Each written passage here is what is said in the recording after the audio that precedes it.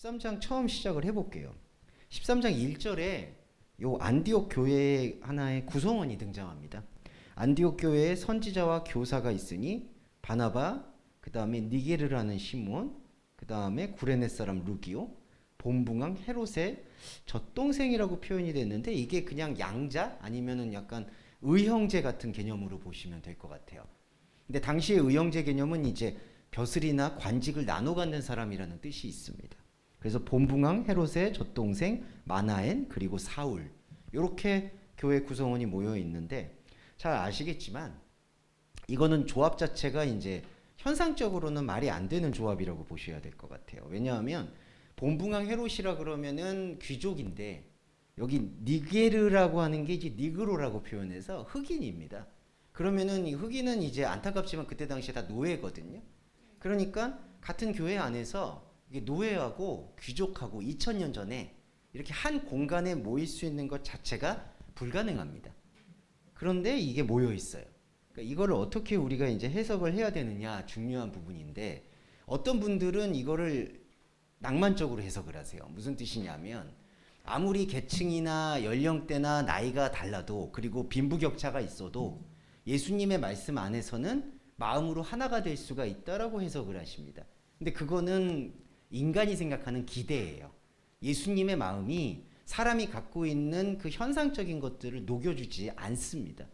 이게 무슨 뜻이냐면은 여기서 이만큼 계층이 다른 사람들이 모일 수 있는 근거는 그 사람들이 삶이나 현상을 나눈 게 아니라 말씀만 들었다는 거예요. 그러니까 이거를 강조해야 돼요. 그러니까 우리가 사람의 기대는 예수님이 은혜의 빛을 비추셔서 편견이나 차별이나 뭐 이런 선입견들을 다 녹여내리고 사람들을 다 따뜻하게 품어줄 수 있는 공동체가 곧 안디옥 교회다라고 설명을 할 수가 있는데 그거는 사람이 생각하는 욕망이에요. 이건 솔직하게 우리가 말씀을 파고들어서 봐야 돼요. 그건 사람이 그냥 욕망이고 그리고 그거는 기독교인이 아니더라도 투철한 신념을 가진 사람들도 실천할 수가 있는 거예요. 그러니까 우리는 계급과 차별과 빈부격차 없는 사람들끼리 모여서 공동체를 꾸려보자라는 건 죄송한데 굳이 예수님의 이름을 달지 않아도 할 수 있고 실제로 하는 공동체들도 있어요. 그러면 안디옥 교회가 지금 그런 교회와 그런 공동체를 얘기하느냐? 그게 아니라 이렇게 계층이나 차별이 있음에도 불구하고 이것과 무관하게 하나님의 말씀을 들으려고 했다라는 게 강조가 돼야 된다는 거예요. 그러니까 저희가 이 교회 구성원에 대해서 일단 현상적인 기대를 내려놓고 주목해야 되는 건 우리 공동체 안에서도 조정하거나 조율하고 서로 예의를 지키고 매너를 갖추는 거는 기본적이겠지만 하나님의 은혜로 다른 사람에 대한 편견이나 어려움들이 다 녹여질 거라고 생각하시는 것에 대한 기대를 약간 내려놔야 돼요. 오히려 그 기대를 내려놓을 때 사람은 그냥 사람으로, 인간의 문제는 인간의 문제로 대할 수가 있는 지혜가 생기는 겁니다. 그게 아니라 하나님의 공동체고 하나님의 교회니까 모든 걸 용서해야지, 받아들여야지, 같이 어우러져야지 라고 생각을 하다 보면 그렇게 되지 못하는 일이 필연적으로 나타나게 되고 그렇게 나타나게 되면 자기의 믿음이나 신앙을 흔들게 되고 타인의 믿음이나 신앙을 판단하게 돼요. 저 사람은 아직도 육의 사람이니까 용서하지 못하는 것 같아. 헌신하지 못하는 것 같아. 우리가 이 안디옥 교회의 설교를 많이 들어보다 보면 제일 걸리는 부분들이 그런 부분이 있어요. 봐라, 초대교회 안디옥 교회 사람들은 모든 걸 다 용서했다. 그런 게 아닙니다. 이 사람들은 여전히 이 말씀을 듣고 나도 현상에서는 으르렁거릴 수밖에 없었어요. 그건 실제로도 그랬고 이 안디옥 교회가 이 구성원이 계속 지속될 수도 없었어요. 그러면 중요한 거는 왜 이렇게 모였느냐라는 걸 강조한 건데 현상적인 게 해결된다는 얘기가 아니라 현상적인 건 아무리 큰 편차가 생겨도 오직 그 안에 말씀의 영적 자리는 공통적이다. 거기에 대해서는 변함이 없다. 이거를 강조를 하는 게 바로 안디옥 교회에 대한 입장이다. 이렇게 생각을 하셔야 됩니다. 그래서 우리 동서말씀 교회도 공동체도 이 안디옥 교회의 정체성과 유사할 수밖에 없게 되는 거예요. 저희가 다 서로를 이해한다라고 생각하시는 건 오히려 교만입니다. 서로가 갖고 있는 가치관, 생각, 뜻 이거 다 달라요. 그래서 오히려 그게 예수 안에서 하나가 돼야 돼 이런 생각을 내려놓으시고, 그럼에도 불구하고 여러 현상적 차이에도 불구하고 하나님의 말씀을 느끼고 나누는 데 있어서만큼은 우리가 하나다라는 생각을 가지시면 오히려 그 다른 사람이 살고 있는 그 인생을 존중해주고 인정해줄 수가 있습니다. 그 사람이 살고 있는 것이 내가 볼 때는 전혀 안 맞는 것 같아 라고 생각하는 걸 내려놓게 된다는 거죠. 그러니까 한마디로 너나 잘하세요가 진짜 실천이 될 수가 있는 거예요. 다른 사람 얘기할 것보다 그냥 내가 잘 다스리고 그러면서 서로 존중해 나가는 게 안디옥 교회의 모습이고 우리 동서말씀교회 그리고 진짜 교회의 모습이어야 된다. 이렇게 이해를 해주시면 좋을 것 같습니다. 자, 그리고 13장 2절에서 주를 섬겨 금식한대라는 이 표현이 나오는데, 여기서 금식의 의미가 좀 달라져요. 그러니까 그냥 금식이 아니고 주님으로 인해서 이루어지는 금식, 이렇게 표현을 합니다. 그러면 이때 말하는 주님으로부터 이루어지는 금식은 말씀으로 인해서 다른 말씀, 곧 다른 복음을 먹지 않게 되는 상태가 시작됐다라고 보시는 게 정확합니다. 그러니까 2절에 주를 섬겨 금식한다라는 게 이런 밥을 먹지 않는 금식을 얘기하는 게 아니라 주님이라는 진짜 말씀이 들어오기 시작할 때 현상으로부터 분리되는 경험, 그러니까 현상에 뒤섞여 있는 복음, 곧 다른 복음으로부터 분리되는 경험을 시작하게 되는 게 바로 주를 섬겨 금식을 하게 되는 시작점이고, 이 주를 섬겨 금식하는 게 바울에게 이제 시작이 되고 시작했고, 이거는 동시에 이 말씀을 듣고 참여하는 우리한테도 똑같이 시작하신다고 보면 되는 거예요. 그러니까 저희들도 지금 주님을 섬기는 금식이 밥을 안 먹는 금식과 무관하게 하나님의 진리의 말씀을 들어서 다른 복음의 영향력으로부터 자유로워지는 경험을 지금 하고 계시는 거거든요. 그게 바로 주님을 섬기는 금식을 실천하는 거고, 그게 곧 전도 여행을 떠나게 되시는 거예요. 그러니까 이거는 바울만 떠나는 게 아니라, 바나바와 바울만 떠나는 게 아니라 우리도 함께 떠나게 되는 겁니다. 이게 주목이 돼야 될 것 같아요. 자, 그렇게 떠나게 됐을 때 바울이 이제 뭐 수종자 요한을 만나고 그리고 바나바의 보필을 받으면서 움직이기 시작합니다. 그러면서 누구를 만나냐면 이 바보라는 지역에 이르러, 예루살렘에서 얼마 정도 떨어지는지 제가 추정이 잘 안 되지만 바보라는 지역에 이르러 바예수라는 유대인 거짓 선지자 마술사, 박수라고도 합니다. 이걸 만나는데, 자, 이거를 지금 세 가지 단어를 동격으로 이렇게 나열을 해요. 무슨 뜻이냐? 자, 마술사, 거짓 선지자, 유대인. 자, 이렇게 나열을 하는 이유가 뭐냐면은 어떤 사람들은 이거를 유대인 중에서 마술사다 뭐 이렇게 꼽을 수 있는데, 이거는 지금 그게 아니라 바울의 눈에 볼 때 바울의 자기 고백이면서 우리의 고백이기도 한 게 드러나는 걸로 보시면 되겠어요. 무슨 뜻이냐면, 자, 유대인은 종교를 대표하는 거고요. 거짓 선지자는 그 종교를 세상과 섞는 사람들을 뜻하는 거고요. 마술사는 세상에 완전히 빠져서 자기 기술을 나누고 누리는 사람.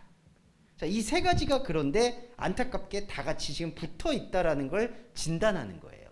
그러니까 이 6절에서 바예수라고 하는 그 사람만 유대인 거짓 선지자 박수라는 것만이 아니라 바울이 전도 여행을 시작하면서 자기 자신의 내면의 정체성을 이 바예수라는 사람을 빗대어서 고백을 한다는 겁니다. 그래서 우리도 똑같아요. 우리도 우리의 내면 속에 하나님 말씀이 비추었을 때 내가 가지고 있는 이 혼적인 자아, 그걸 혼성이라고 하는데 푸시케적 습성인데, 이 혼적인 습성 안에 이 세 가지가 계속해서 얽혀 있다는 것을 고백하게끔 이끌어내는 거예요. 어떤 거냐? 바로 유대인, 사람이 갖고 있는 종교적인 것에 대한 생각, 거짓 선지자, 이게 제일 치명적이죠. 근데 이 종교적인 걸로 하나님 말씀을 듣고 받아들이는데 이 하나님 말씀을 어디 적용할 곳이 없을까 눈에 불을 켜고 찾아다니는 상태가 거짓 선지자예요. 그러니까 자꾸 하나님의 받은 말씀을, 명분은 좋아요, 이거를 세상에 사용해서 하나님께 영광을 돌리겠다, 그래서 자꾸 찾아내요. 근데 이렇게 되면 어떻게 되죠? 하나님의 진리의 말씀 자체가 세상이 생각하는, 우리가 생각하고 있는 선악과의 질서로 짜여져 있는 세상에 뒤섞이기 시작합니다. 그게 바로 바울이 말하는 다른 복음이에요. 그래서 다른 복음은 없다라고 표현하는 게 그렇게 세상에 뒤섞여서 해석되는 것은 복음이 아니다라는 겁니다. 그게 바로 거짓 선지자예요. 그리고 마지막으로 이 박수는 이 마술사라는 건데, 이 마술사는 결국 이 테크니션이라고 해서 자기가 주어진 기술이나 재능으로 먹고 사는 걸 뜻하는 겁니다.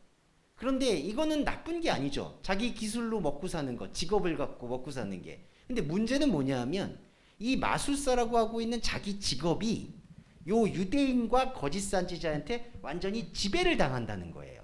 그러니까 설령 나는 종교가 없어, 난 안 믿어라고 얘기를 해도 자기가 가지고 있는 기술 자체, 자기가 가지고 있는 이 혼적인 습성이 선악과에 묶여버릴 수밖에 없다는 거예요. 그래서 인간한테는 선택의 여지가 솔직히 없는 거예요. 인간에게는 하나님의 진리의 말씀이 관통하지 않으면 이 세 가지 유대인, 거짓 선지자, 마술사가 늘 이렇게 샴쌍동이라고 하나, 뇌를 갉아먹는 것처럼 셋이 붙어가지고 사람을 끝까지 하나님을 모르는 곳으로 이끌어가는 게 습성이라는 거예요. 그래서 바울이 그걸 본 거죠. 그래서 바울이 이런 표현을 쓰는 거예요. 9절에 보시면 여기 바울이라고 하는 사울이 성령이 충만하여 그를 주목했다. 자, 사울하고 바울하고는 이름의 차이가 뭐 거창하게 차이는 전혀 없습니다. 사울은 유대식 이름이고 바울은 로마식 이름이에요. 그런데 왜 로마식 이름을 사용하느냐? 그 얘기는 자신이 갖고 있는 유대인의 정체성이 하나님을 전혀 기쁘게 할 수가 없다라는 것을 오히려 고백하는 게 바울이라는 표현이라는 거예요. 그래서 바울이 사울이라고 제가 적어놓은 이 유인물의 부분에서 자기 자신을 보다라는 거는 바로 요 앞서서 말하는 바에수라는 그 마술사라든지, 그리고 7절에 총독 서기어 바울이라든지 이런 사람들이 보고 있는 시선이나 시각이 바울 자신 안에 온전히 이렇게 내포되어 있고 쌓여 있고 퇴적되어 있구나, 이거를 깨닫게 되는 그 신앙 고백이 짧은 구절이지만 사울이라고 하는 바울, 바울이라고 하는 사울, 여기 안에 담겨 있다는 거예요. 네, 그거를 느낄 때 바로 성령의 충만을 경험하게 된다는 거죠. 그러니까 우리가 성령의 충만을 경험하게 된다라는 이 초점은 바울이라고 하는 사울, 우리도 그거를 고백하고 내면에 내 안에 있는 이 세 가지 유대인, 거짓 선지자, 마술사가 함께 움직이고 있다라는 것을 깨우치는 게 가장 핵심이 된다라고 보시면 되겠고, 자, 그 다음에 성령에 충만하여 그를 주목한다라고 했는데, 자, 그를 주목하는 게 그가 마술사만 얘기하는 게 아니라 또 말씀드리겠지만 바울 자신인 거예요.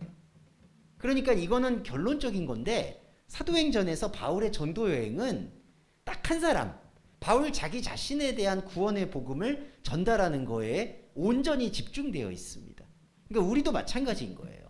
우리 역시도 우리 인생에서 나 하나를 책임지자라는 마음을 가지고 내 자신에게 충실히 하나님의 말씀과 진리를 전달해 낼 때 그 내 안의 충만함이 넘쳐서 다른 사람, 내 이웃에게, 진짜 이웃에게 흘러갈 수가 있는 거지, 내 안에 충만함이 하나도 없는데, 내 안에 말씀이 흐르는 것이 없는데 그것이 밖으로 흘러갈 수 있을 거라고 생각하는 것이 바로 교만이고 욕망이 된다는 걸 우리가 잊지 말아야 돼요. 왜냐하면 어떻게 보면 초대교회에서 가장 중요한 역할을 했던 바울조차 자기 자신 하나를 구원하기 위해 매달린 사람인데, 심지어 바울이 그랬는데 우리가 무엇이라고 사실은 우리 안에 내재적인 진리 말씀이 채워지지도 않는데 다른 사람을 구원한다고, 다른 이에 있는 티를 뺀다고 말할 수가 있겠냐는 거죠. 그런 거는 불가능한 거예요. 그래서 우리 자신도 겸허하게 내 자신에게 이 말씀을 투영해서 내 안에 있는 하나님 없음의 현실을 계속해서 말씀의 빛으로 비추는 예배만이 절대적이다, 이거를 설명드리고 싶은 겁니다. 자, 그게 바로 바울이 사울을 자기 자신을 보다라고 볼 수가 있고, 성령에 충만하여서 10절과 11절에 이 표현을 하는데, 뭐냐면은 이게 이제 뭐 모든 계계와 악행, 마귀의 자식, 의의 원수, 주의 바른 길, 이거 역시도 계속 이제 내재적으로 집중할게요. 이거 역시도 다 바울 자신의 지금 고백이라고 보셔야 되겠죠.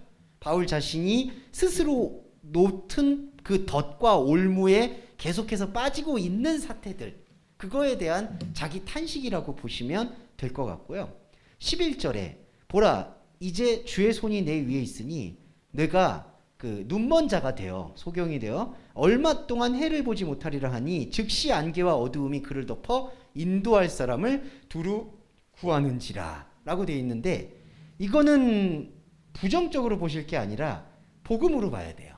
그러니까 어떤 거냐 하면은 마술사나 유대인들은 진짜 인도자를 찾는 게 아니라 자기가 인도자이고 싶어하는 충동으로 가득 차 있어요. 유대인도 그렇고요. 거짓 선지자. 자, 선지자라는 것 자체도 누구를 가르치는 사람이에요. 그리고 마술사라는 것도 자기 기술을 써서 누군가를 이롭게 해준다라고 착각하는 사람이에요. 그러니까 다 뭔가 다른 사람을 가르치려고 한다는 거죠. 그러니까 인도자가 되려고 한다는 거예요. 그런데 바울이 그들의 내면을 들춰내면서 이 역할을 역전시키는 거예요. 11절에 그를 덮어 안개와 어두움이 그를 덮어 인도할 사람을 그가 찾게끔 만들어냈다라고 직역을 해볼 수가 있어요. 안개와 어두움이 덮어서. 그러니까 이거는 복음 중에 복음인데 지금까지 자기는 뭐 하나님이 되었든 어떤 세상의 지식이 되었든 그걸 받아서 다른 사람을 인도해 주려고 하는 충동에 사로잡혀 있었다면 그 인도해 주려는 충동을 박살내는 게 안개와 어두움인 거예요. 왜냐하면 실제로 우리 앞에 안개와 어두움이 있을 때 내가 누구를 인도를 해요? 인도할 수가 없죠. 그러면 역할이 바뀌는 거예요. 누군가가 이 안개와 어두움에서 나를 인도해 주기를 바라는 걸로 역할이 전환되는 겁니다. 이게 바울의 전환점이에요. 바울이 생각하는 율법은, 복음을 깨닫기 전의 율법은 내가 이것을 지켜서 하나님과의 관계를 맺고, 율법입니다. 복음이 아니라 내가 이걸 지켜서 하나님과의 관계를 맺어서 복을 받고 이 복을 다른 사람들에게 전달해 준다. 그걸 율법이로 생각하, 하나님 말씀을 실천하는 걸로 생각하는 거예요. 근데 이거 보면은 딱 요즘에 누가 생각나죠? 목사님들. 네, 목사님들 보시면 딱 그렇죠. 내가 이걸 들어서 뭐 양들을 먹이겠다든지 전달을 하겠다든지. 그런데 되게 중요한 건 원래 목사님들의 역할이 그게 아니라는 거예요. 목사님들의 역할은 자기 자신을 구원하는 데 집중하는 사람이에요. 오히려. 그러니까 누구한테 이걸 전달하는 게 아니라 현상과 세상에 대해서는 이게 안개와 어둠이라는 사실을 솔직하게 고백할 수 있는 사람이 목회자가 되었든 참된 크리스찬이 되는 거예요. 자, 그래서 왜 제가 이걸 복음이라고 말씀드렸냐면은, 자, 현상에서 안개와 어두움이 그를 덮었다는 건 현상에서의 모호함이 이제는 해결되지 않을 거라는 게 선포되는 행위예요. 네. 그러니까 이게 무슨 뜻이냐? 다시 말씀드리면 안개와 어두움이 덮었다라고 해서 자, 인도자를 찾잖아요. 그런데 그 인도자, 이제 진짜 인도자가 이 현상의 안개와 어두움을 그러니까 걷어주느냐? 그게 아니라 현상의 안개와 어두움을 그대로 인정하게 하고 현상과는 상관이 없는 주의 길, 주의 영적인 영역, 주의 말씀의 환희, 그쪽을 비춰주시겠다라는 이 말씀의 깨달음이 바울을 관통했다는 뜻이에요. 자, 그러니까 정리해보면, 자, 유대 박수가 나와요. 유대 마술사. 근데 유대 마술사는 바울 자신의 고백이에요. 내가 지금까지 이런 식으로 공부하고 배우고 가르쳐서 삶을 꾸려온 거예요. 그랬는데 이렇게 삶을 꾸려왔을 때는 누군가에게 답을 가르쳐 주는 거잖아요. 그거는 안개와 어두움이 아니었잖아요. 그러니까 현상에서 삶을 살아가면서 답을 계속 주면서 그 답으로 인생을 살아가려고 했다는 거죠. 그런데 그 하나님의 말씀과 성령의 충만함을 비추고 보니까 솔직히 현상에서는 답이 없다라는 것을 그냥 고백하게 되는 거예요. 답이 아니에요. 맹세가 아니고 그냥 현상은 주어진 대로 자기가 선택하면서 살아가는 거예요. 그걸 깨달은 거예요. 그게 안개와 어두움이에요. 그러니까 우리의 이 영적인 마음 자세에서도요, 이 인생이나 현상이라는 게 안개와 어둠이라는 것을 오히려 완전히 인정을 해버릴 때 그때 오히려 현상의 지혜는 샘솟는 거예요. 그러니까 뭔가 안개와 어두움, 이른바 불확실한 거를 거두려고 종교인은 세상에 하나님한테 지혜를 구하죠. 그리고 종교가 없는 사람은 또 무슨 유튜브 찾아가거나 뭐 멘토를 찾아가거나 또 유명한 사람들을 찾아가서 뭘 들으려고 하죠. 배우려고 하죠. 자, 그걸 배우려고 하고 하는 게 다 나쁜 건 아니지만 그 마음속의 원리는 하나님의 은혜를 비추어서 세상이 바뀔 거라는 기대가 담겨 있다는 거예요. 근데 그 기대를 끊어내야 돼요. 오히려 하나님의 말씀을 들어서 세상과 현상이 바뀔 거라는 기대를 내려놓으면, 오히려라는 단어가 어울리는 게 오히려 이 안개와 어두움을 내가 받아들일 수 있다는 거예요. 네, 이 불확실한 것을. 왜냐하면 사람이 불확실한 것을 못 견뎌하는 이유는 우리가 그 불확실함 때문에 나타나는 현상의 감정 때문에 그렇거든요.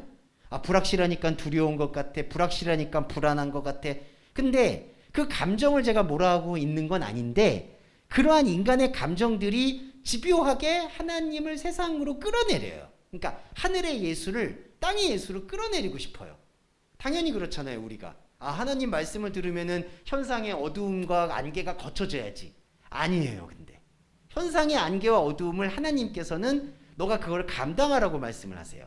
그런데 이걸 감당하게 될 때 나타나는 놀라운 효과는, 이게 현상에 대한, 세상에 대한 기대를 저버리게 될 때 나타나는 놀라운 효과는 이 세상과 현상을 그냥 있는 그대로 보게 되는 태도가 배양이 되는 겁니다. 있는 그대로.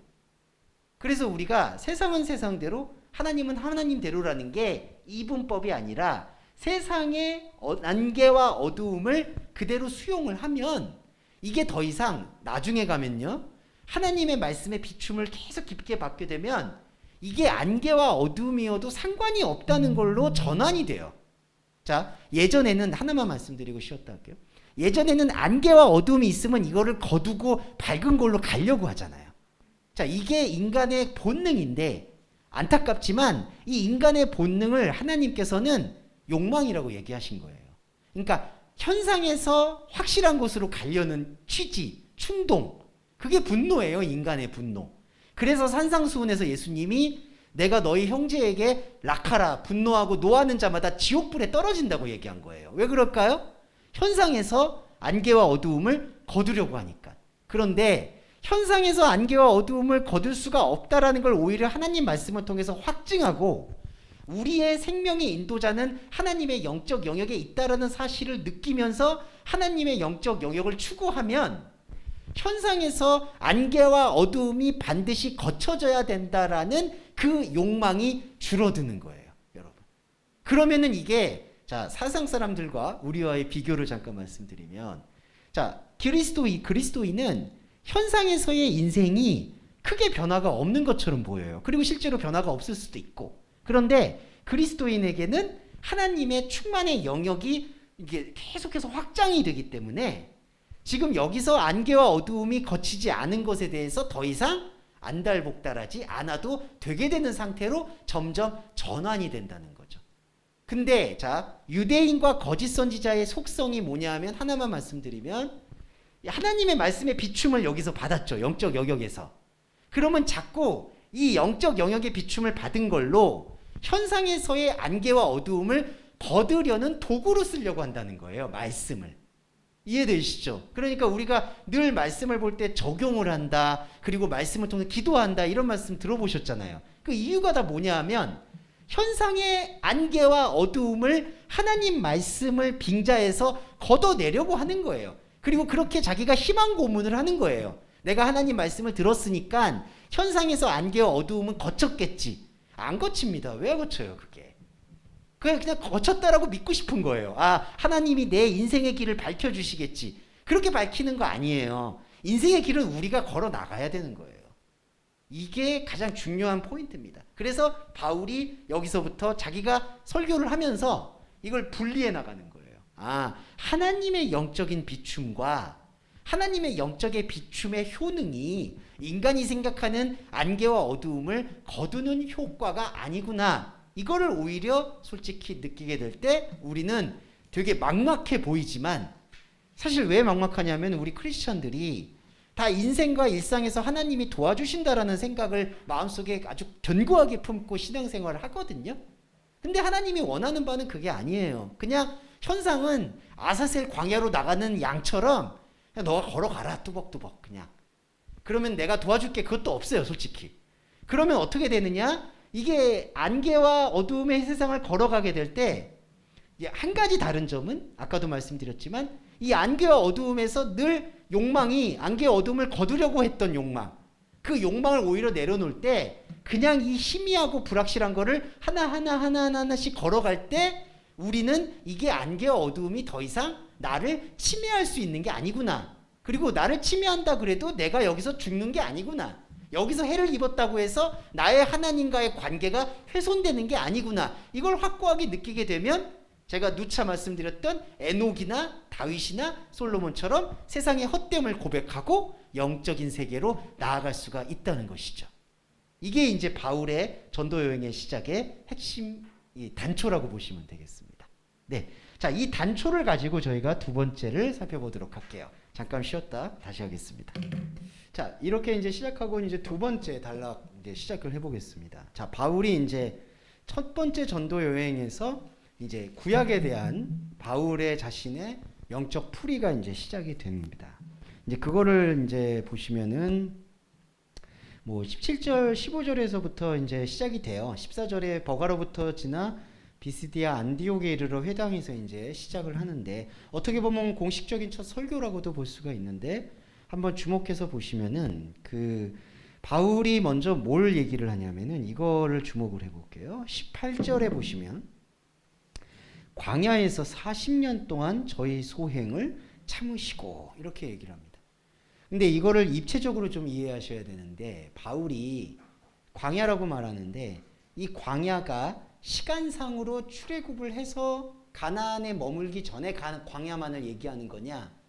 그게 아니라 우리 모든 인생들의 시간 속을 광야로 소급해서 표현하는 거예요. 광야에서 40년간이라는 게 아시겠지만 40이라는 히브리 숫자 개념이 인생을 상징하고 있고 광야는 사실은 사도행전에서 교회와 동일시해요. 그러니까 인간들이 하나님의 권능으로 인도함을 받아 머무는 공간이 광야라는 거죠. 근데 이 광야라는 것도 사실은 개념의 오해예요. 하나님의 말씀을 듣는 자리를 광야라고 표현했는데 왜 광야라고 표현했냐면은 인간의 관점에서 광야라고 표현한 거예요. 광야는 불확실하니까. 그러니까 광야는 정착할 땅이 아니라고 생각을 하니까 인간의 관점에서는 하나님이 머무는 자리를 광야라고 본 거고 사실은 이 광야는 하나님의 말씀의 입장에서 볼 때에는 광야가 아니라 하나님 나라예요. 근데 사람이 볼 때 사람의 먹고 사는 현상의 눈에 볼 때 광야로 보이는 거죠. 그러니까 이것도 조금 인정을 이해를 해주셔야 되는 게 마치 자꾸 뭐 광야다 하나님 말씀 듣는 곳이 광야다라고 얘기하면 뭔가 척박하고 개척해야 되고 어려워하고 그런 걸 많이 연상을 하시는데 그런 생각도 우리 가치관이에요. 그런 걸 내려놓고 하나님 입장에서는 이 광야는 교회고 천국이고 말씀의 자리예요. 그래서 보시면 18절에서 광야 40년은 곧 우리까지도 포함해서 인생에서 하나님 말씀을 듣고 살아가는 동안인데 그 하나님의 말씀을 듣고 살아가는 동안 어떤 일들이 벌어지냐면은 그들의 소행이 드러나요. 이 소행이라는 게 무슨 뜻이냐면은 행동의 모든 양태를 뜻하는데 이 행동의 양태가 아까도 제가 광야를 말씀드렸듯이 하나님의 말씀에 대한 영적 집중보다는 광야에서 어찌됐든 벗어나려고 하는 충동에 사로잡혀 있다는 거죠.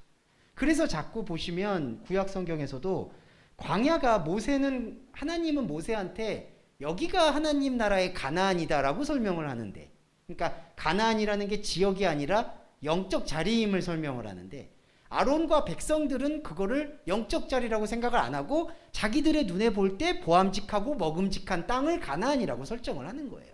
그러니까 자꾸 오해가 생기는 거죠. 이게 바로 저희의 소행입니다.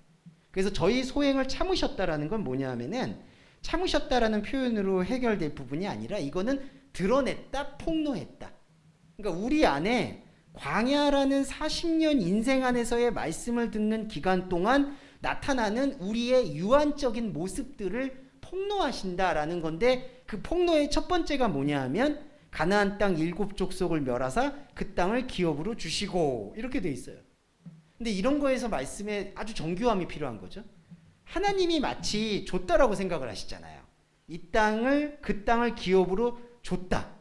근데 이거는 하나님이 줬다라는 게 아니라 18절에 소행을 참으셨다라는 것 안에 함축된 내용이에요. 그러니까 잘 이해되시죠? 자, 소행을 참으셨다는 건 우리의 소행을 드러냈다는 뜻인데 우리의 소행이 우리의 행위가 하나님 없는 행위가 19절의 상황을 일으켰다는 거예요.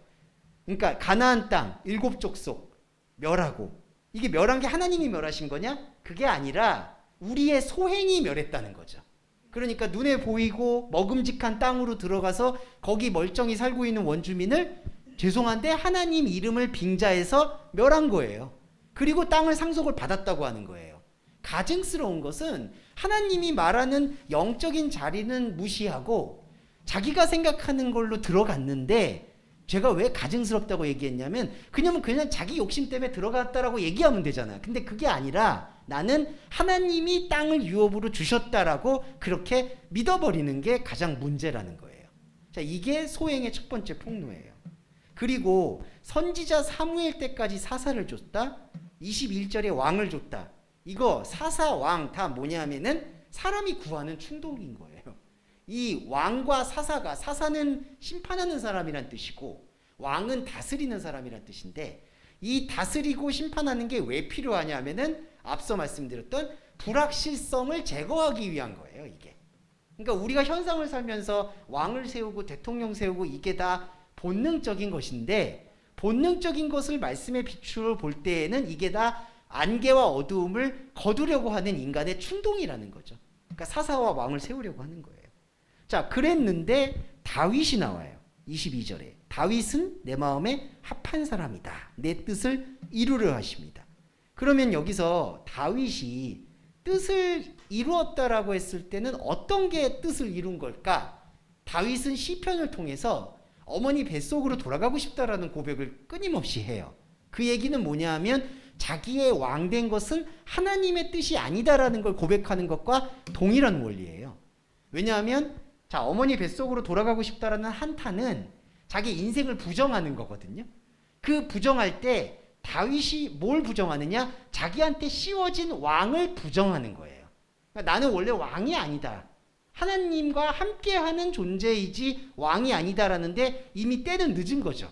이미 백성들이 왕으로 세웠고 다윗 역시도 자기의 육적인 생각으로 다윗의 골리앗이죠. 골리앗에게 돌팔매질을 했고 그게 하나님 뜻이라고 믿었고 근데 그게 아니었구나라고 생각하는 그 깨달음이 바로 내 뜻을 다 이루려 하심이다라는 의미라는 거예요. 자, 다윗 안에 그 고백이 일어나는 게 내가 가지고 있는 왕이란 생각은 내 생각이지 하나님 생각이 아니구나라는 게 고백되어지는 게 뜻이 이루어진 거라면 그 뜻의 줄기에 그리고 그 뜻의 핵심에 누가 있냐? 바로 예수 그리스도가 있다는 거예요. 그래서 다윗의 씨로부터 이새의 지파로부터 예수가 나왔다라는 그 표현은 육적인 족보로부터 예수가 나왔다는 게 아니라 다윗이 자기가 왕된 거는 자기 생각이고 욕망이다라는 거를 고백하는 그 신앙 고백의 자궁에서 예수가 태어났다는 뜻이에요. 그러니까 우리도 그리스도가 어디에서부터 태어나느냐? 내가 내 자신 안에 하나님 없음의 소행을 폭로하고 말씀으로 드러낼 때 그게 예수가 태어나는 자리라는 거예요. 그러니까 우리도 그리스도의 신부로서 말씀의 씨앗을 착상시켜서 말씀을 잉태시켜야 되잖아요.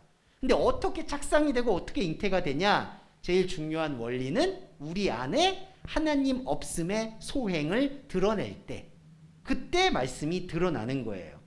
그래서 25절에 이 요한 이야기를 하면서 나는 그의 발에 신 풀기도 감당치 못한다라는 이 표현이 그냥 겸손의 표현처럼 들리지만 그게 아니라 신을 풀지 못한다라는 얘기는 나는 예수의 활동과 상관이 없다는 걸 선포하는 행위예요. 그러니까 신을 묶어준다는 얘기는요, 노예가 묶어주는 거기도 하지만 그 사람의 행동을 함께 하겠다라는 의지의 표현이거든요. 신을 묶어준, 신들매를 묶어준다. 근데 나는 그의 신들매를 묶어주는 일을 감당할 수가 없다. 그 뜻은 예수의 행태, 예수님의 그 움직임을 내가 생각하는, 요한이 육적인 인간, 현상적 인간을 대표하니까 내가 생각하는 인간적인 생각으로는 감당하거나 같이 뒤섞을 수 있는 게 아니다라는 걸 고백하는 거예요. 그러니까 신들매를 풀 수가 없다는 뜻이. 그러면은 우리 안에 뭐가 들어오죠? 예수의 온전히 영적인 것이 들어오는 거예요. 그거를 여기서 요한을 통해서 바울이 움직임을 가져간 거고요. 그리고 28절 보겠습니다. 이제 바울이 계속 풀어내는데 죽일 죄를 하나도 찾지 못하였으나 빌라도에게 죽여달라고 얘기를 했다. 자, 이 얘기는요, 이 의미가 역전이 되는 그 말씀인데 이게 무슨 뜻이냐면은 죽음의 이유를 찾지 못했다라고 표현을 해요. 예수로부터 한글 번역은 죽일 죄를 찾지 못했다라고 하는데 원문을 보시면은 카이 메데이안 아티안 다나투 죽음의 이유를 발견하지 못했다. 자, 뭐냐면요, 죽음의 이유를 찾지 못했다라는 이 얘기는 핵심이 제가 여기다 적어놨는데 예수가 죽음 자체로 존재한다는 얘기예요. 예, 자, 죽음의 이유라는 건요, 사람은 죽음을 다 이유로 봐요. 그러니까 이게 살아있으니까 언젠가는 죽겠지. 그런데 그 죽는 게 뭐 육신이 썩어서 뭐가 어떻게 돼서 죄 때문에 그런 식으로 죽음을 이유를 찾아요. 그래서 우리가 신학적으로도 되게 신앙적으로도 사실은 오류가 있는 게 우리가 죽음이 어떤 이유 때문에 죄 때문에 죽었습니다 이렇게 보잖아요. 그런데 이게 전환이 되는 게 뭐냐면 인간이 갖고 있는 생각은 다 그런 죽음을 이유로 찾는 건데 예수는 자기 자신을 드러내는 게 예수가 선포하는 말씀은 현상에서 너희들은 죽음 그 자체다. 내가 죽음의 모습으로 왔다. 이거를 보여주시는 거예요. 그러면 어떻게 되느냐 하면요, 죽음을 본다라는 얘기, 죽음 그 자체를 받아들인다는 얘기는 현상이라고 얘기하는 이 말씀이 육신이 된 이 육신 세계에서 어떤 이유나 원인도 없다는 것을 깨닫게 되는 거예요. 원인과 결과가 아무것도 없다. 그 얘기는 뭐냐면 이 현상 세계는 송두리째 무의미하다는 뜻이에요. 네. 왜냐하면 의미를 찾는다는 것은 원인과 결과가 계속해서 흐르고 있어야 되거든요. 내가 이렇게 행동하고 이렇게 뭔가를 얻고 행동하고 얻고 행동하고 얻고 이게 이제 구하고 찾고 이게 계속해서 피드백인데 예수의 말씀은 이거를 죽음으로 보시는 거예요. 그러면 이 인생이요, 우리한테 주어진 인생이 다 죽음인 거예요. 그냥 시작부터 끝까지. 자, 시작부터 끝까지 죽음이면 그럼 이거 뭐 어떻게 해요? 라고 하는데 제일 중요한 게 뭐냐 하면 이 죽음을 보여주시는 게 예수잖아요. 자, 예수가 죽음 자체예요. 그런데 자, 하나님이 볼 때 하나님이 예수 그리스도 그 자신이잖아요. 그러면 하나님은 죽냐 안 죽냐 그게 없잖아요. 하나님에게는 죽음이냐 죽음이 아니냐라는 그런 구분이 없어요. 하나님의 생명은 그렇기 때문에 영생이라고 얘기할 수가 있는 거예요. 그러면 우리가 인생에서 예수 그리스도를 통해서 인생의 전체가 죽음임을 깨닫고 받아들이고 그게 무의미하다라는 것을 긍정을 하면은 그거를 긍정하는 그 순간 죽음 그 자체이신 예수는 성부 하나님의 눈에 볼 땐 완전한 생명이기 때문에 완전한 죽음을 받아들인 우리가 완전한 생명도 받아들이게 된다는 거예요. 그게 부활입니다. 예.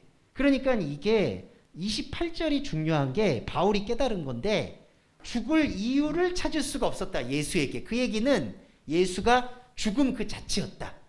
그런데 반대로 예수가 죽음 자체라는 것이 바로 30절에 죽은 자 가운데서 예수를 살릴 수 있는 유일한 근거다. 그러니까 우리도 마찬가지예요. 우리가 예수 그리스도의 복음을 받아들여서 나한테 주어진 모든 삶이 죽음이라는 것을 선포하는 거예요. 네, 이건 오히려 대단한 기쁨입니다.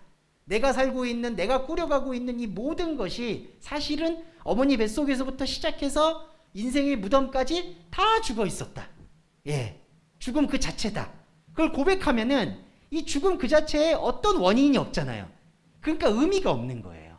원인이 있어야지 의미를 이렇게 뭐 묘비명에다가 난 인생을 이렇게 살았다, 뭐 어떻게 했다, 최소한 뭐라도 깃발을 꽂을 수가 있는데 그냥 시작부터 끝까지 죽음이었다라고 하면은 여기에다가 어떤 의미도 부여할 수가 없는 거예요. 심지어 주원규라는 이 이름도 없는 거예요. 그냥 다 없죠. 근데 놀라운 건 그 죽음을 이해하면 이 죽음을 선포한 예수는 하나님과 함께하고 살아있다는 거예요.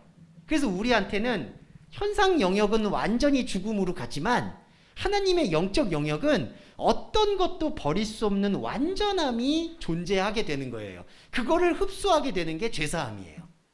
그러니까 죄는 뭐냐면 이 죽음을 인정하지 않는 게 죄라는 거예요. 네.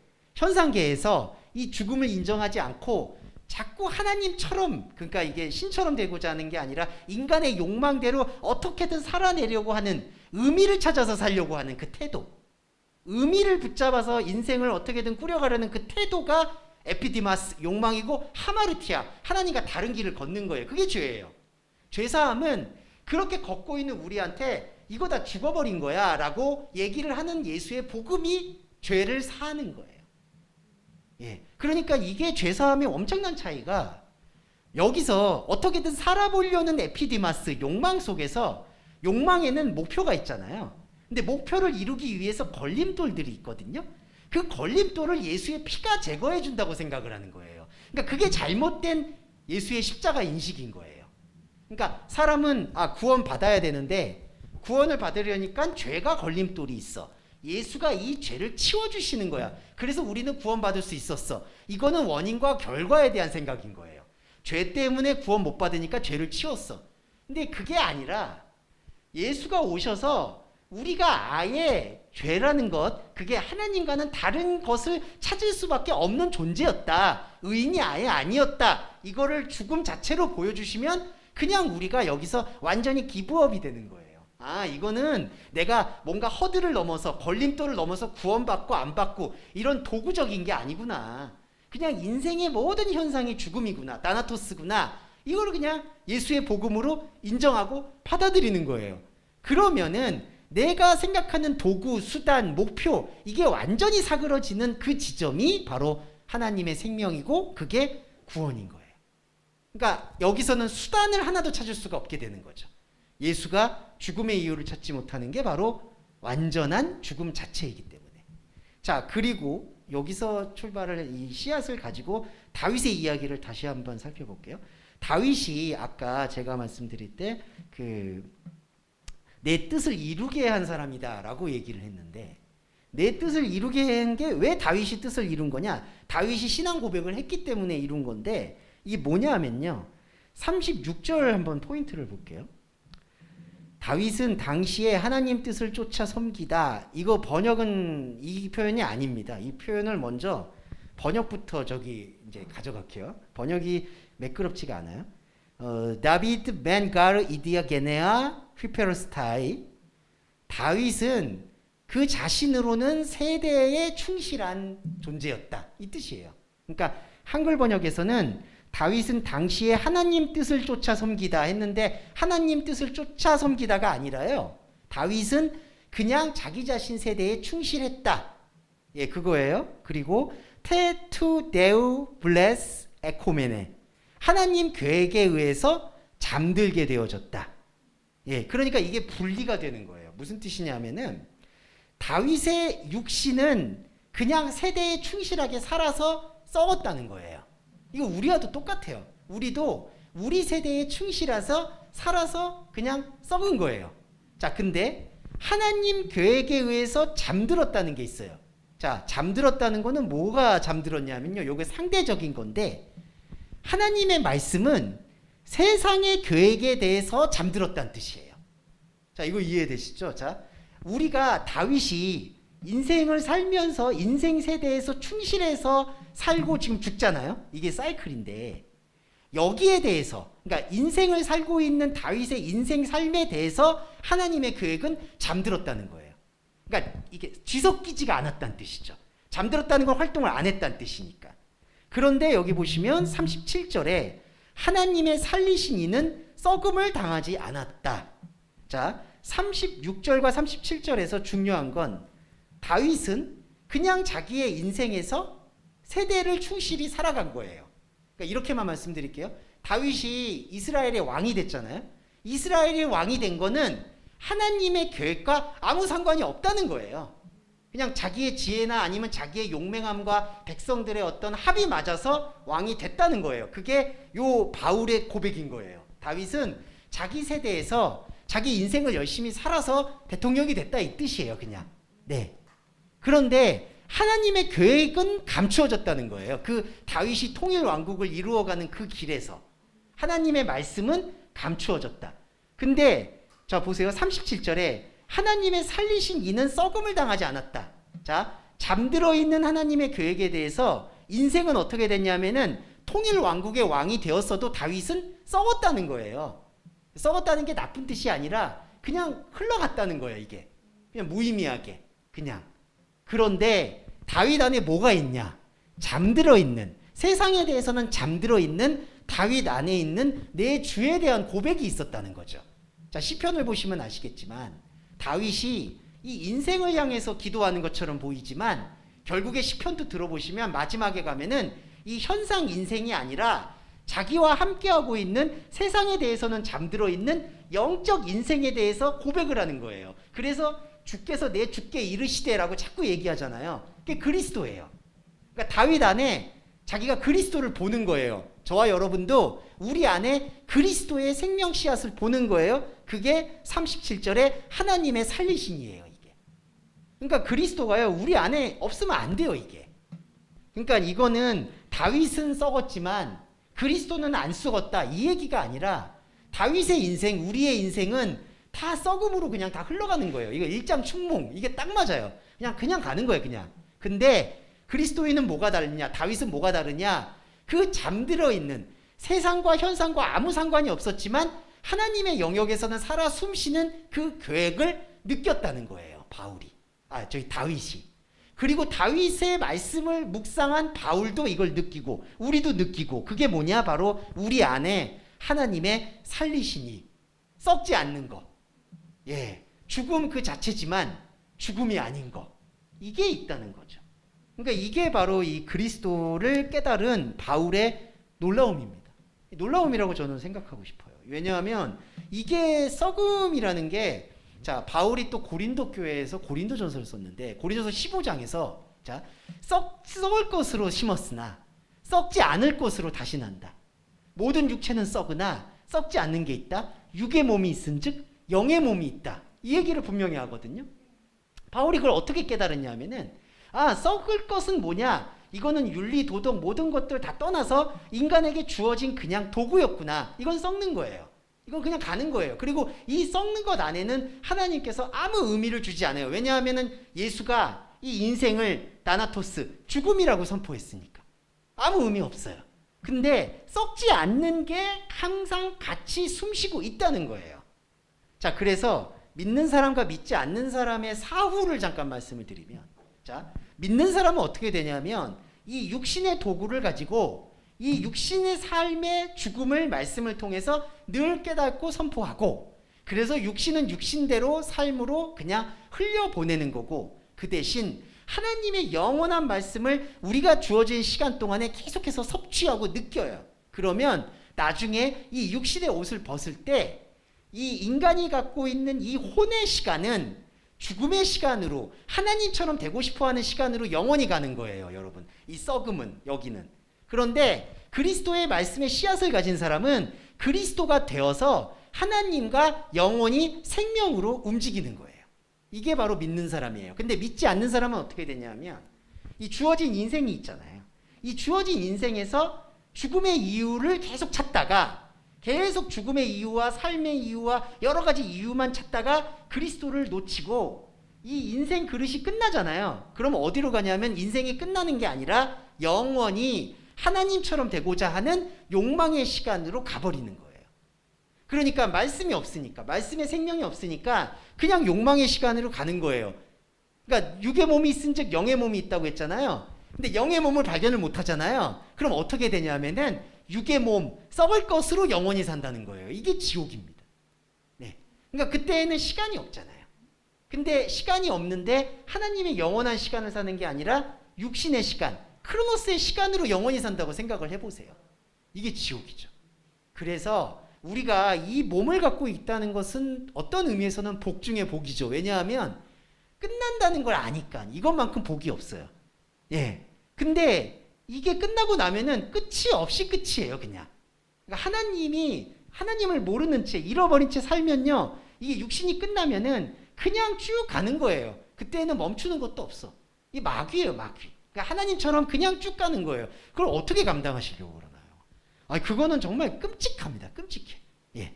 그래서 여기 말씀드리고 싶었던 것은 썩는 거는 그냥 가는 거고, 그 안에 우리 안에 완전한 생명이 존재하고 있다. 이게 바로 그리스도의 말씀과 생명임을 우리가 조금 알아야 된다라고 생각을 했고요. 자, 그리고 이제 후속 스토리를 조금 말씀을 드릴게요. 후속 스토리만 좀 말씀드리고 오늘 마무리하겠습니다. 자, 42절에는요. 이제 말씀을 마쳤어요, 바울이. 그랬더니 사람들은 다음 안식일에도 이 말씀을 해달라. 42절에 사람들이 말하는 다음 안식일은 그들이 생각하는 유대교 절기 안식일이에요. 다음 안식일. 근데 보시면 44절에서 그 다음 안식일에는 온 성이 하나님의 말씀을 듣고자 하다 모였다라고 했을 때 이 다음은 오고 있는 안식일이에요. 그래서 이게 무슨 차이가 있냐면요. 제가 이 말씀을 좀 드리고 싶은 게, 자, 42절에서 사람들이 청하는 거는 바울이 뭔가 요상한 소리를 하지만 여전히 유대교 랍비로서 좀 말을 잘하는 것 같다라는 기대 때문에 다음 주에도 와달라, 그 뜻이에요. 여기 42절에. 근데 바울이 말씀을 전하는 안식일은 그 개념이 아니었다는 걸 누가가 설명해 주는 거예요. 44절의 안식일은. 자, 44절의 다음 안식일은요. 오고 있는 안식일은 뭐죠? 말씀이 풀어지는 하나님의 역사를 뜻해요. 그리고 42절에 사람들이 말하는 요청하는 다음 안식일은 사람들이 정해놓은 규정의 안식일이에요. 그러면은 이게 이해를 하셔야 되는 게, 아, 이렇게 바울의 말씀이 탁월해서 사람들이 벌떼처럼 모였구나, 그게 아니라 44절의 안식일에 온 성이 하나님의 말씀을 듣고자 모였다고 했을 때 이때 사람들이 많이 모였다는 뜻이 아니라 진리의 말씀이 이제 하나님의 영역으로 흐르기 시작했다는 걸 설명한다는 거예요. 그러니까 실제적으로, 여러분 실제적으로도요, 바울을 말씀을 듣고 사람들이 많이 모인 적이 없어요. 아시아 7교회 가서도요, 그렇게 막 교회라고 하니까 사람들이 많은 것처럼 보이는데 그냥 몇 가정 모인 거에 불과해요. 여기서도요, 전도 여행을 했다고 해서 사람들이 신기하다 그래서 막 모인 게 아니에요.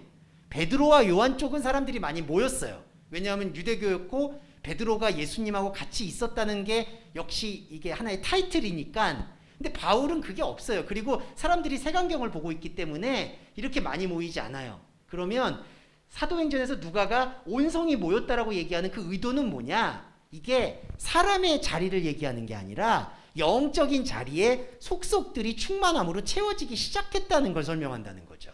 그러니까 실제로 사람들이 많이 모였다는 게 아니라는 거예요, 이게.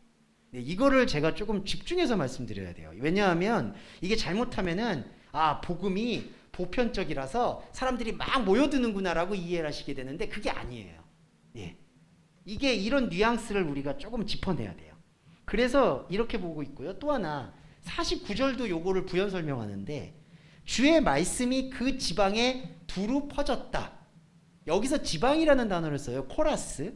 그런데 50절에는 이에 유대인들이 경건한 귀부인들과 성내 유력자들을 선동하여 바울과 바나바를 핍박하여 지경에서 쫓아낸다.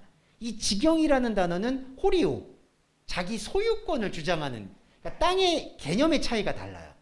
그러니까 이게 이제 이 기록자의 영적 의도인데, 제가 뭘 말씀드리고 싶냐 하면 아까 말씀드린 거의 연속인데, 49절 주의 말씀이 그 지방에 두루 퍼졌다는 얘기는 이 눈에 보이는 지역에 두루 퍼졌다는 게 강조점이 아니라 하나님의 영적 자리. 여러분, 그러니까 우리 안에 영적 자리가 지금 존재하잖아요.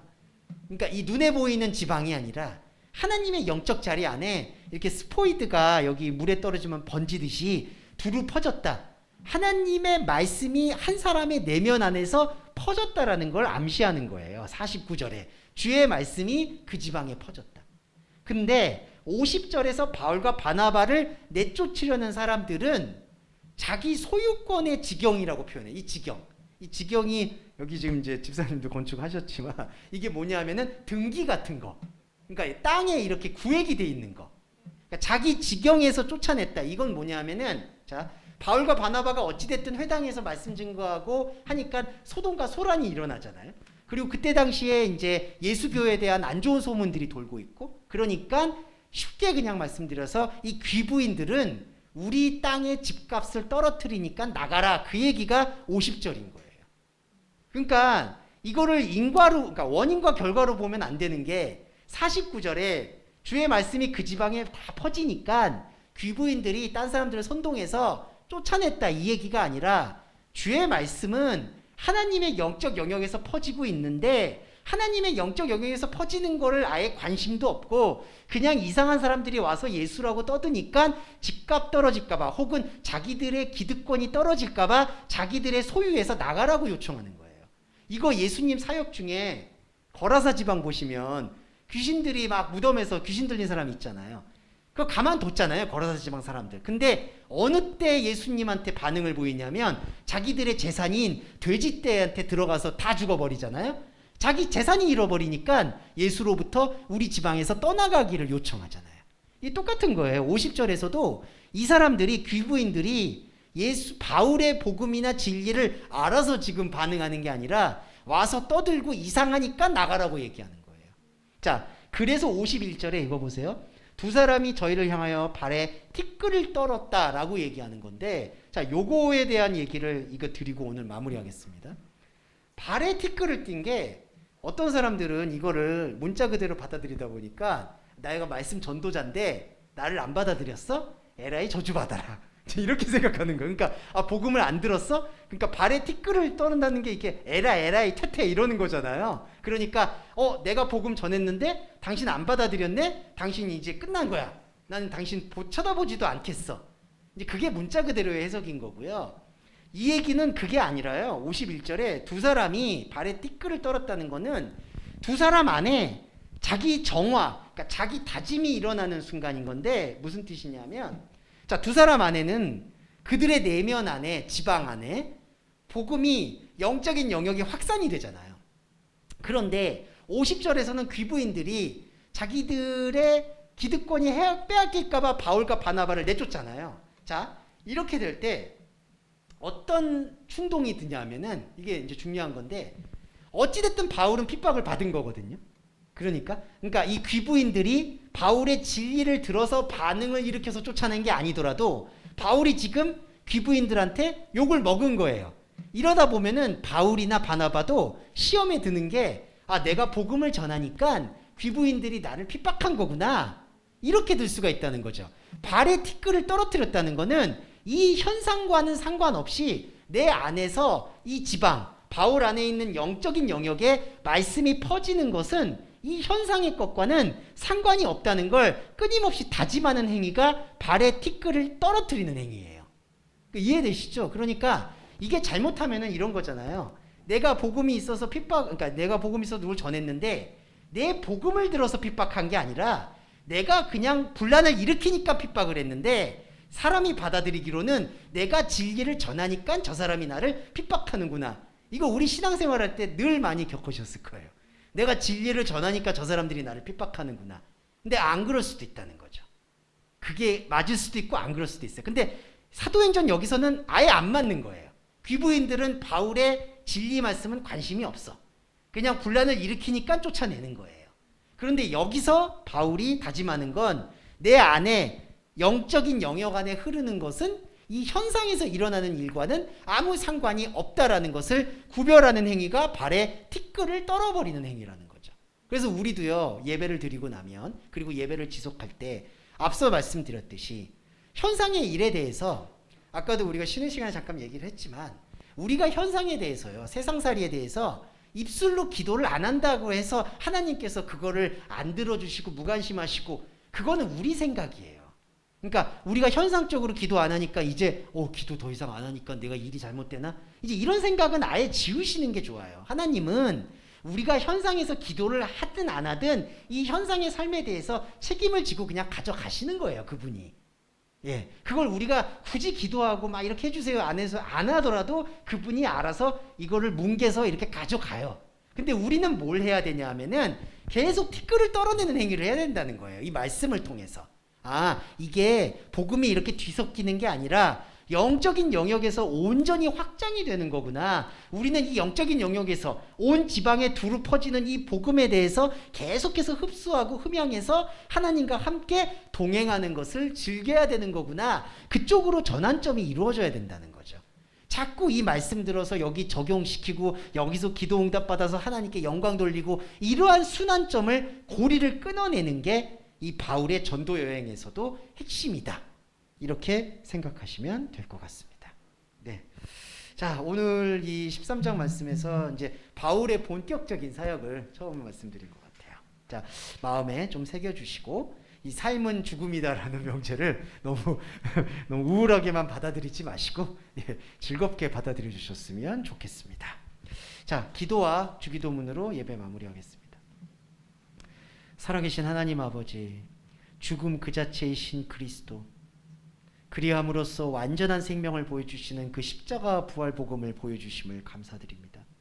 우리는 그 복음 앞에서 어떤 것도 인간적으로 보탤 수 없음을 또한 확고하게 발견했습니다. 매 순간 똑같은 것을 발견하는 것처럼 보이지만 하나님께서는 매 순간 새로운 것을 허락하심을 감사드립니다. 우리의 삶에서도 우리의 현상계에서도 이러한 모든 죽음들이 더 속속들이 느껴질 수 있도록 주님 빛을 비춰주시기를 소원합니다.